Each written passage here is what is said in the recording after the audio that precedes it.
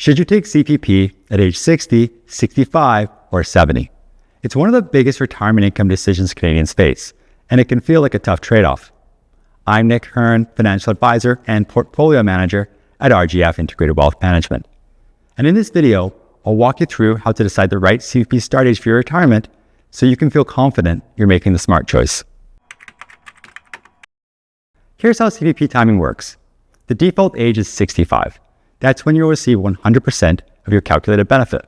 You can start as early as age 60, but for every month before 65, your benefit is reduced by 0.6%. You can also delay up to age 70, with your benefit increasing by 0.7% per month after 65.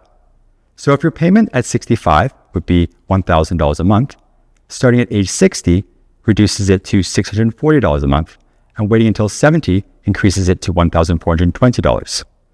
And there's no benefit in delaying past age 70. Beyond the adjustments for inflation, there's another factor that plays a role, and that's wage growth. CPP is adjusted for inflation once you start, but before you start, your benefit is effectively adjusted to wage growth. Since wages tend to outpace inflation, delaying CPP can increase your starting benefit more than you might expect. Let's put this into an example. Meet John. He's 60, loves golf, and is planning his retirement. John's wondering, should he start CPP now, at 65, or wait until 70? To make the comparison, we'll assume wage growth of 3.1%, inflation of 2.1%, and an investment return of 6% to account for the time value of money. With those assumptions, we can calculate the total lifetime CPP benefit in today's dollars that John would receive at each starting age. And here are the results. If John has a short retirement, starting at 60 wins. If he lives into his mid-70s, deferring to 65 pays off. And if he lives into his mid-80s, waiting until 70 provides the greatest benefit. Armed with this information, John simply needs to consult his crystal ball, see when his retirement will end, and then select the appropriate starting age. But if John doesn't have a crystal ball, or he's misplaced it, he's got more work to do before making a decision. He'll need to start by estimating his life expectancy. It makes sense to start with the statistical average and then factor in personal circumstances. In addition to his estimate for life expectancy, John needs to consider how this fits with his overall retirement plan, because these decisions aren't just about the math, they're about peace of mind and living your best retirement.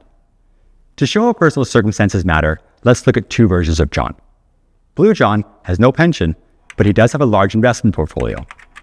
His spending is projected to deplete his portfolio around age 90. Longevity risk, the risk of outliving his money, is a real concern. For Blue John, waiting until age 70 makes sense. It gives him higher guaranteed income later in life, reducing his longevity risk. Red John, on the other hand, has a large government pension starting at age 65. He has very little savings currently, but is expecting a sizable inheritance in around 10 years. His spending is comfortably within his means, and for Red John, delaying isn't as valuable. His biggest risk is something unexpected happening in the first few years of retirement. By starting CPP at 60, he gives himself extra cash flow early, which provides flexibility and peace of mind. So the age that's expected to maximize your total benefit isn't always the age that optimizes your retirement plan. Here's how to approach it. Calculate your break-even age, consider your life expectancy, your health, and any unique circumstances, and most importantly, model how it fits into your retirement plan. Remember, what's statistically optimal isn't always personally optimal. The right decision is the one that helps you feel secure and confident about your retirement. Thanks for watching. If you found this video helpful, please consider liking and subscribing for more content on Canadian retirement planning.